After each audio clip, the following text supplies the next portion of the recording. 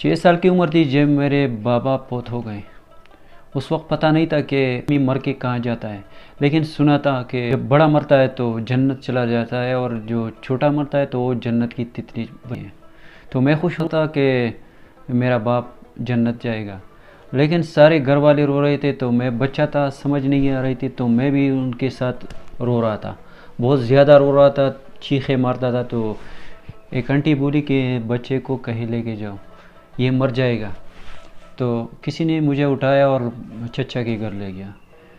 جب آنکھ کھلی تو بابا نہیں تھے، بابا قبر میں تھے۔ ماں تھی تسلی دے رہی تھی کہ جب کوئی مرتا ہے تو ہر شام وہ واپس آ جاتا ہے، لیکن جب ہم کنڈی لگاتے تھے دروازے کو تو میں سوچ رہا تھا کہ جب بابا آئیں گے تو کیسے آئیں گے۔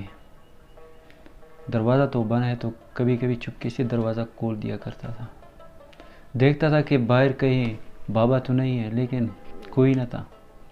پتہ نہیں تھا کہ سچ مچ میں لوگ واپس آتے ہیں۔ ہم ہر وقت بابا کے انتظار میں تھے کہ اب آئیں گے اب آئیں گے، لیکن اس طرح دن گزرتے گئے، مہینے، سال، ہم بڑے ہوئے۔ ماں تھی کہ ہماری ماں 3 in 1 تھی، ایک طرف سے وہ باپ کا کردار ادا کر رہی تھی اور دوسری طرف وہ ماں تھی اور فرینڈ بھی تھی، اور وہ بھی بہت ہی کلوز فرینڈ۔ تو زندگی گزر رہی تھی، ماں تھی، بچے تھے، بہنیں تھی، بھائی تھا، ہم خوش تھے۔ لیکن ایک دن ہم امان کوٹ میں کیرم بورڈ کھیل رہے تھے کہ رنگ آئی کہ ماں کی طبیعت خراب ہے اور تم روڈ کو نکل آؤ، ہم تمہیں وہاں سے پک کریں گے۔ امان کوٹ ہم سے تقریباً 4 کلومیٹر دور ہے۔ تو میں وہاں روڈ پہ نکلا، گاڑی آئی، گاڑی میں ماں بھی پڑی تھی چارپائی میں۔ تو میں نے جب ماں کے پاؤں کو ہاتھ لگایا تو وہ کچھ نہیں بولی۔ میری ماں کی طبیعت تھی کہ وہ جب زیادہ بیمار ہو جاتی تھی، اگر میں ان کے پاؤں کو ہاتھ لگاتا تھا تو کہتی بیٹا میں ٹھیک ہو گئی، تمہاری ہاتھ کی وجہ سے میں ٹھیک ہو گئی۔ تو اس دفعہ ماں نہیں بولی کہ بیٹا میں ٹھیک ہو گئی۔ تو میں نے چیخ کر بھائی سے کہا کہ تم کہاں لے کے جا رہے ہو؟ ماں میں تو دم ہی نہیں ہے، وہ تو فوت ہو چکی۔ تو غصے سے مجھے کہا کہ ابھی ٹھیک ہو جائے گی، اسپتال لے کے جانا ہے، انشاءاللہ واپس آئیں گے۔ اسپتال لے کے گئے، لیکن کچھ نہیں تھا، ماں میں کچھ نہیں تھا، کی روح پرواز کر گئی تھی۔ واپس آئے لیکن میں رویا نہیں۔ یہ کم بخت آنسو ہے نا، جب تک آپ روئے نہیں تو یہ دل کو پکڑ لیتا ہے، اور وہی ہوا میرے ساتھ، میرے دل کو پکڑ لیا اور آنسو نے، کیونکہ میں سمجھ رہا تھا کہ جو اس دنیا سے چلا جاتا ہے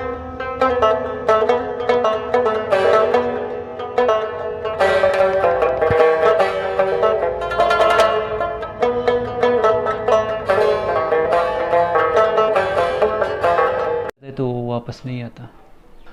ماں کی موت کے بعد جیسے میری زندگی کو فل سٹاپ لگ گیا ہو، کسی کام میں دل نہیں لگ رہا تھا، سارے گھر والے پریشان، گھر والی بھی پریشان، میں بھی سوچ رہا تھا کہ کیا کریں گے۔ اس طرح مہینے گزرے، میں سوچا کہ کوئی ایسا کام کرے جس سے گھر والے بھی خوش ہو جائے اور میری بھی مصروفیت بڑھ جائے اور میں بزی ہو جاؤں کسی کام میں۔ تو جب بھی میں جمعے کے دن ریا اسوات پہ جاتا تھا تو وہاں سے ایک تیلی چھوٹے چھوٹے پتھر کے لے گیا تھا۔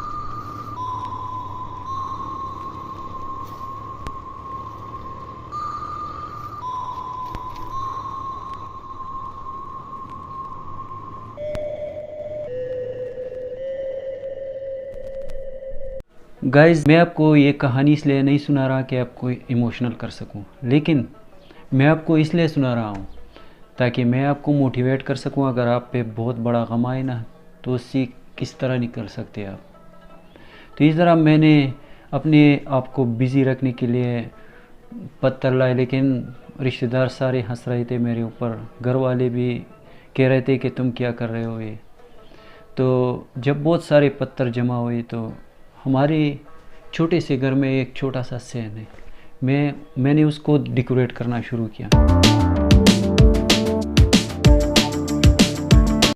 جب میں اس کام میں بزی ہو گیا نا تو میری لائف میں چینج آ گئی، تھوڑا بہت بزی ہو گیا، اس لیے غم تھوڑا تھوڑا بھولتا رہا۔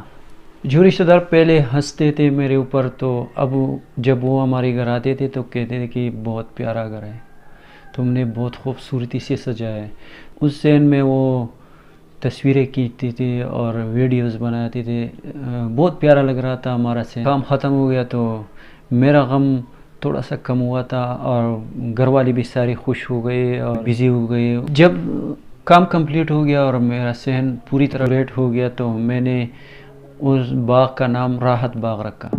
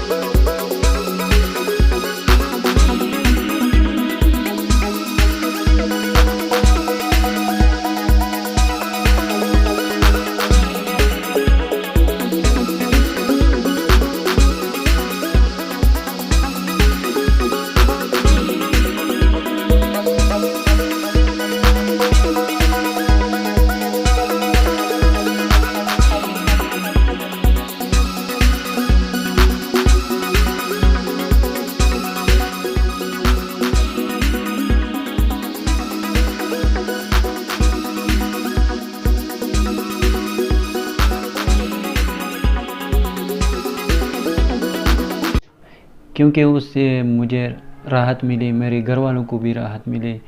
تو دوستو، یہ تھی میری چھوٹی سی کہانی۔ اگر آپ کو بھی کوئی پریشانی ہو، کوئی صدمہ پہنچے، تو اسی طرح اپنے آپ کو بزی رکھ کے اس غم کو تھوڑا سا کم کر سکتے ہیں۔ ماں ہوتی ہے، خواہ وہ جانور کی ہو، پرندے کی ہو اور یا انسان کی ہو، لیکن ماں ہوتی ہے۔ یہ غم بلانا کوئی آسان کام نہیں ہے۔ آپ اپنے آپ کو مصروف رکھ کے، بزی رکھ کے اس سے تھوڑا سا چھٹکارا حاصل کر سکتے ہیں، غم کو تھوڑا سا کم کر سکتے ہیں۔ اللہ آپ سب کو خوش رکھے، آباد رکھے، جہاں بھی رہو خوش رہو، آباد رہو۔ والسلام۔